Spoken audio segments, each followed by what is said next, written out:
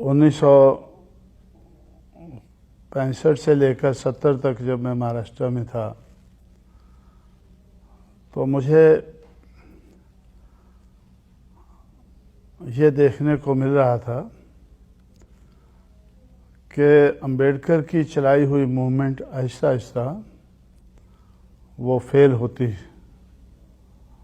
नज़र आ रही थी। तो उसके फेल्योर के काफ़ी कारण मैंने ढूंढने की कोशिश की, तो मैं इस नतीजे पर पहुंचा कि जिस समाज की गैर राजनीतिक जड़ें मजबूत नहीं होती हैं उस समाज की राजनीति कामयाब नहीं हो सकती है। तो इसलिए मुझे ये दबे कुचले समाज की गैर राजनीतिक जड़ों को मजबूत करना चाहिए। और जब मैं जड़ें देखने लगा तो मुझे जड़ें ही नज़र नहीं आई। तो मुझे लगा ये तो समाज ही रूटलेस है।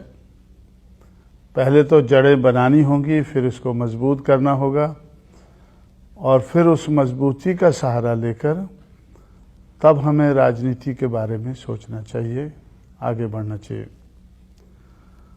तो इसलिए मेरा ज़िंदगी का बहुत सा समय समाज की गैर राजनीतिक जड़ों को मजबूत करने में लगा। उसमें बामसेफ नाम का एक संगठन बनाकर तो मैंने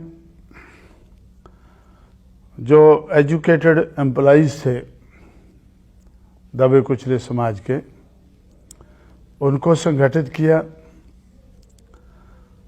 और उनको संगठित करके दिमाग, हुनर और पैसा,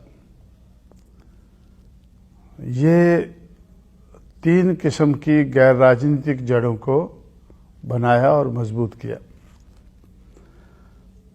तो मुझे ऐसा लगा कि ये मूवमेंट को कामयाब बनाने के लिए दिमाग का होना ज़रूरी है,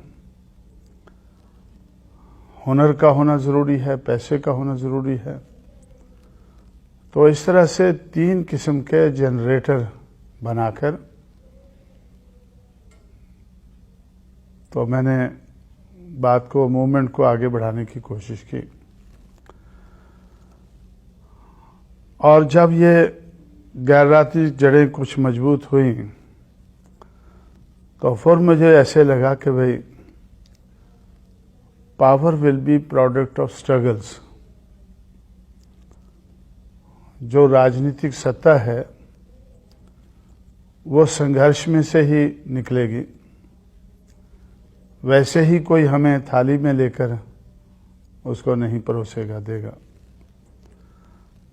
तो इसलिए संघर्ष करने के लिए दलित शोषित समाज संघर्ष समिति, जिसको शॉर्ट में हम DS4 बोलते थे, इस नाम का संगठन हम लोगों ने बनाया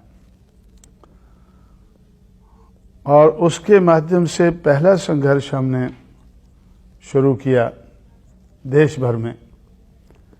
कन्याकुमारी, कोहिमा, कारगिल, पुरी, पोरबंदर, ये हमारे देश के 5 कोने नज़र आते हैं। 100 साइकिल की रैली शुरू करके दिल्ली की तरफ हमने मार्च किया, एक प्रचार करते हुए। वो प्रचार किस चीज़ का था? Struggle for self respect and equality, समता और सम्मान के लिए संघर्ष। तो उससे एक वातावरण देश भर में बना, एक फिजा बनी, एक माहौल बना कि जिन लोगों को समता और सम्मान की ज़रूरत है उन लोगों को अपने पैरों पर खड़े होकर इसके लिए संघर्ष करना होगा और तब ही वो समता और सम्मान हासिल कर सकते हैं। तो ये रोल DS4 का रहा। उसके बाद हम लोगों ने बहुजन समाज पार्टी बनाई, ये सोच करके कि डेमोक्रेसी में मेजॉरिटी की ज़रूरत होती है। तो मेजॉरिटी तो दलित शोषित समाज की है। अब इसको राजनीति में परिवर्तित करने के लिए बहुजन समाज बनाना शुरू किया और बहुजन समाज की पार्टी बनाना शुरू की। और बहुजन समाज पार्टी बनाकर हम लोगों ने तो दिमाग, हुनर और पैसा के जो जनरेटर बनाए थे उनका इस्तेमाल करके संघर्ष करके राजनीति में आगे बढ़ना शुरू किया। तो बहुत देर तक लोग ऐसा सोचते थे कि इस किस्म के संगठन बनते हैं, थोड़ी देर चिल्लाने के बाद खत्म हो जाते हैं। लेकिन हमने पहले ही ये प्रिकॉशन लिया था कि ये whatever we have to attain, we must be able to sustain। जो हमें हासिल करना है उसको बनाए रखना है। तो इस किस्म का प्रबंध हम लोगों ने किया और मूवमेंट आगे बढ़ती गई।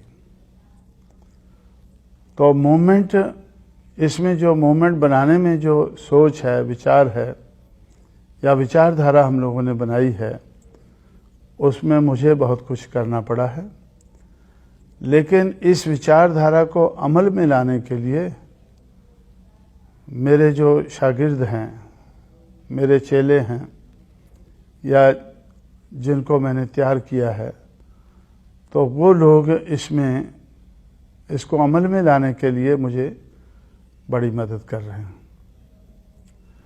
और इस मदद के कारण हम लोग आगे बढ़ रहे हैं।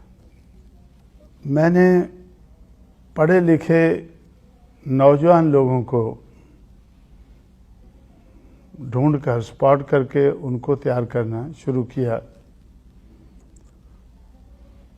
तो जिस किस्म की इस संघर्ष को, इस मूवमेंट को चलाने के लिए मुझे क्वालिटीज चाहिए थी, तो दिल और दिमाग की क्वालिटीज,